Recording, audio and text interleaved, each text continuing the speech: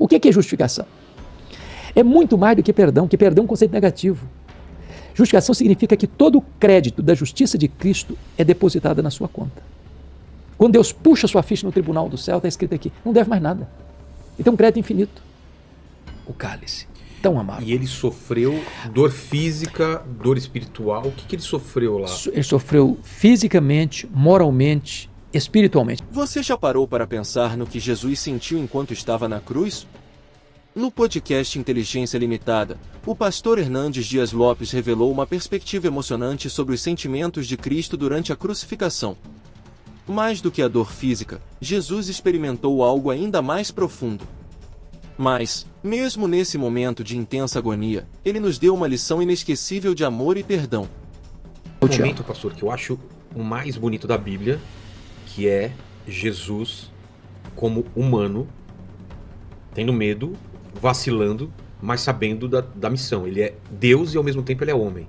Então, quando ele pede para afastar o cálice, essa é uma boa pergunta. O que é aquele momento? Essa pergunta sua é fantástica. Ele sabe o que vai acontecer, ele sabe a missão, ele sabe que tem que fazer aquilo, mas ao mesmo tempo tem o lado humano que fala, meu Deus, eu vou sofrer, eu vou passar uma humilhação.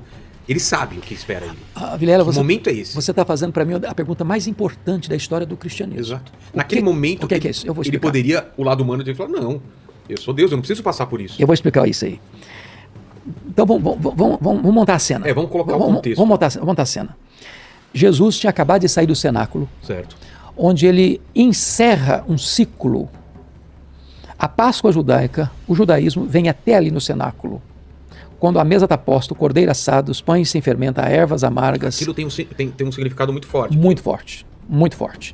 A Páscoa... Porque ele é judeu, e aquele povo, isso. Aquilo é super importante. Muito importante, porque isso representava a libertação da escravidão do Egito.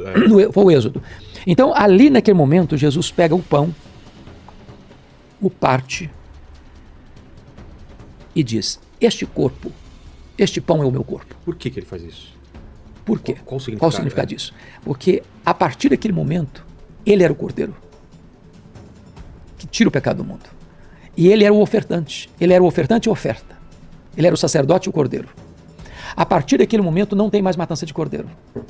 A partir daquele momento não tem mais derramamento de sangue em altar. Por quê? Não. Ali a Páscoa judaica estava se cumprindo. A consumação da Páscoa judaica aconteceu ali. A partir dali não tem mais a Páscoa de matança de cordeiro, de sangue derramado. A partir dali você tem agora a ceia do Senhor, o sacramento da ceia, a Eucaristia, que deve relembrar a morte de Cristo até a sua volta. A partir dali ele pega um cálice com vinho e diz, este cálice é a nova aliança em meu sangue. Ou seja, está inaugurando a nova aliança. E na nova aliança ele vem como sacrifício. Ali ele está se entregando. Então, quando ele desce do Monte Sião, do cenáculo, atravessa o Vale do Cedron, mergulha nas fraldas do Monte das Oliveiras, onde tem uma prensa de azeite, onde ele era acostumado a orar. Diz o texto bíblico que ele deixa 3 dos seus discípulos para trás, ou melhor, 8 dos seus discípulos para trás, Judas não está mais entre eles. Pega Pedro, Tiago e João e diz, vocês vêm comigo.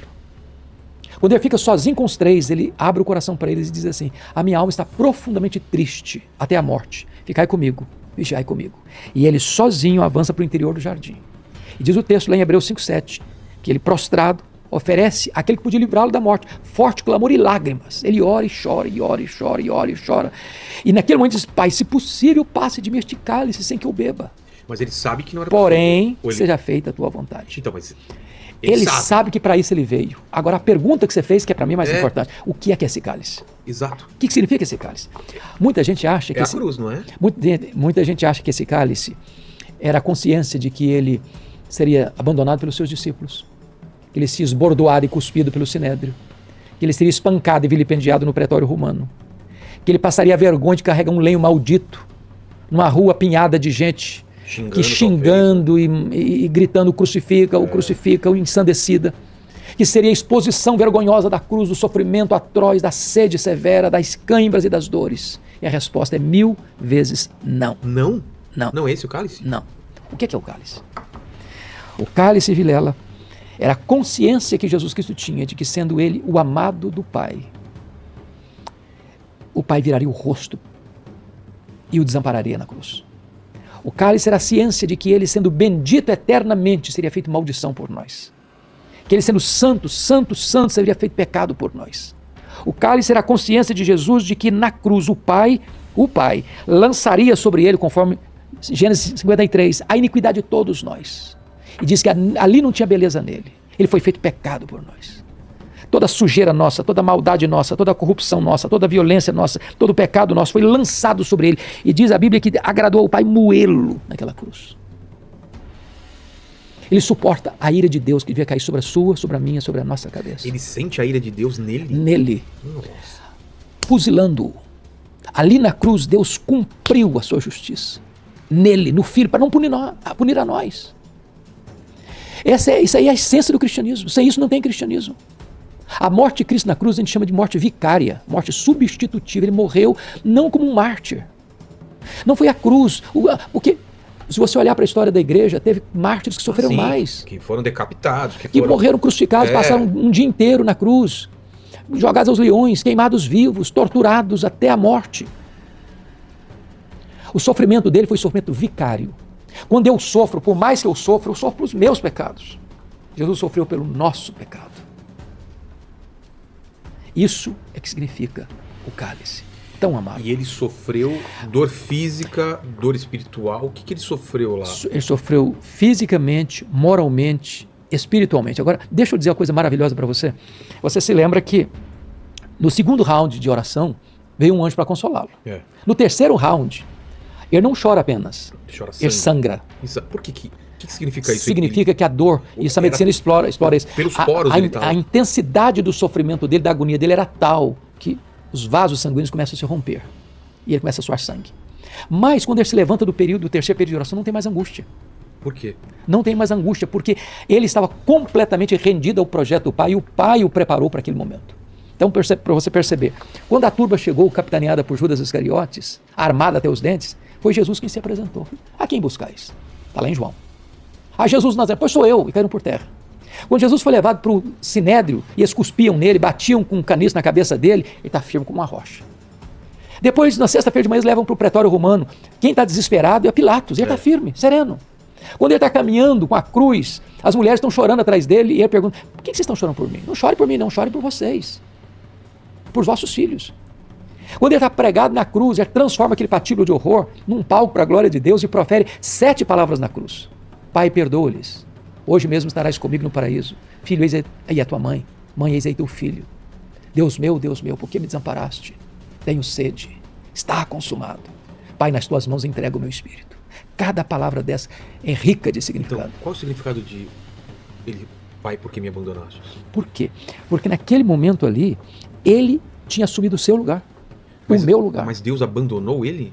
Literalmente. No sentido de que Deus aplicou no seu filho o golpe que devia aplicar em mim. Ah, tá. Porque, Vilela, que Deus se retirou. Vilela, deixa eu dizer uma coisa maravilhosa para você. A doutrina essencial do cristianismo, que foi o ponto básico da reforma, chama-se justificação pela fé. O que é justificação pela fé? O que é isso? Quando eu disse lá no começo do calvinismo que você pode ter certeza da sua salvação, uma vez salvo para sempre, e não que você possa viver do jeito que você quiser viver que está salvo, não, nada disso. Quem é salvo busca a santidade, quer andar com Deus. Mas, o que aconteceu? Quando você crê no Senhor Jesus como seu salvador pessoal, significa o seguinte, que houve 3 transações na cruz, e isso é operado a seu favor. Primeira transação na cruz, a Bíblia diz lá em 2 Coríntios 5, versículo 19, Deus estava em Cristo reconciliando consigo o mundo, não imputando aos homens as suas transgressões. O que é imputar? Botar na conta dele. Então Deus não botou na sua conta o seu pecado, a sua dívida. Qual o tamanho da sua dívida com Deus? Impagável. Numa parábola que Jesus contou, de 10 mil talentos, um homem precisava trabalhar 150 mil anos no primeiro século para ganhar 10 mil talentos, ou seja, impagável. Deus não botou na sua conta essa dívida. Botou na dívida, na conta de quem? Aí responde a Bíblia, 2 Coríntios 5, 21. Aquele que não conheceu o pecado, Deus o fez pecado por nós. Deus pegou toda a sua dívida e botou na conta do seu filho, lá na cruz. O que Jesus fez com a sua dívida? Ele rasgou a sua dívida, anulou-a e a encravou na cruz e deu um brado na cruz. Tetelestai. Está pago, está consumado. E é isso que significa que está consumado? Está consumado. Não deve mais nada. Você está quites com a lei de Deus. Você está quites com a justiça de Deus. Agora, está escrito lá na terceira fase. Agora, aquele que não conheceu o pecado, Deus o fez pecado por nós, para que nele nós fôssemos feitos justiça de Deus. O que significa isso? Pega você um tribunal, porque justificação tem a ver com o tribunal de Deus, não é uma coisa que acontece aqui dentro, mas lá em cima do tribunal. Deus pegou a sua ficha lá no céu, lá no tribunal, tinha uma dívida lá impagável, Deus não botou essa dívida na sua conta, botou na conta de Cristo, Cristo pagou essa dívida, você não tem mais dívida nenhuma, mas agora está escrito lá que Deus creditou na sua conta todo o crédito infinito da justiça de Cristo. Ele morreu por você, pelos seus pecados, em seu lugar. Isso significa que você está justificado, é mais do que perdão. Justificação é mais do que perdão. Perdão é um conceito negativo, justificação é um conceito positivo. Me permita explicar. Tá. Imagine você que você devesse R$1 milhão no banco. Tá amarrado. Mas você não tem um centavo. Para, né? Ainda bem que só imagina, né? É, só imaginar. Vamos imaginar que o Paquito. Paquito. R$1 milhão no banco, você não tem um centavo. Meu Deus. Aí alguém vai lá e deposita na sua conta R$1 milhão, a sua dívida é o quê? Perdoada. Perdoada, quitada. Você não deve, você não deve. Tá pago. Mas se você estava quebrado, você contou, você não tem mais dívida. Isso é perdão. Isso é perdão. O que é justificação? É muito mais do que perdão é um conceito negativo. Justificação significa que todo o crédito da justiça de Cristo é depositado na sua conta. Quando Deus puxa sua ficha no tribunal do céu, está escrito aqui, não deve mais nada. Ele tem um crédito infinito. E aí volta a pergunta do seu filho lá. Se o meu filho errar, ele deixa de ser filho? Não. A Bíblia diz lá em 1 João 1,9 assim, se confessarmos os nossos pecados, Deus é fiel e justo para nos perdoar os pecados e nos purificar de toda a injustiça. Já parou para perguntar por que Deus é fiel e justo para perdoar? O justo não perdoa. O justo não perdoa. O justo aplica a lei. Se fosse usar uma linguagem humana, estaria assim, Deus é fiel e misericordioso para perdoar. Mas Deus fiel e justo? Me permita ilustrar para você entender o que estou falando. Imagine que nós estivéssemos aqui com as nossas respectivas famílias. Filhos pequenos, filhos tal. Entra um bandido no meio da nossa família, saca uma arma e tira a vida de um dos nossos filhos. A polícia pega essa pessoa, bota na cadeia, ele vai a júri, 7-0, 30 anos de cadeia. Pergunta a você, em nome da justiça, o juiz pode dizer para esse cidadão criminoso, pode ir para casa. Você está liberado. O juiz, em nome da justiça, pode fazer isso? Não. Por que não? Porque existem regras. Porque o papel do juiz é o quê? Aplicar a lei. Exato. E a justiça. E fazer exercer a justiça. Então, como é que Deus é fiel e justo? Porque Deus, sendo justo, não pune o mesmo pecado duas vezes. O seu pecado já foi punido na cruz de Cristo. Quando você creu em Jesus, todos os seus pecados do passado, do presente e do futuro foram levados na cruz. Quando você comete um pecado agora, você homologuel, concorda com Deus. Eu errei, Senhor. Eu pequei, Senhor. Aí Deus diz, pois esse pecado já foi pago na cruz. Antes de causa Cristo, do meu... Qual a diferença entre pecar antes de Cristo e depois de Cristo? Os que pecaram antes olharam para o Cristo que haveria de ser crucificado. Nós olhamos para o Cristo que foi crucificado. Um olhava para o futuro, o outro olha para o passado. Que bonito isso. Convergindo em Cristo. A crucificação de Jesus não foi apenas um evento histórico, mas o maior ato de amor que a humanidade já presenciou. Mesmo diante do abandono, da dor e do peso do pecado, ele escolheu o perdão e a redenção para todos nós. Essa história não termina na cruz, mas nos convida a refletir sobre o sacrifício de Cristo e a responder a esse amor vivendo de forma transformada.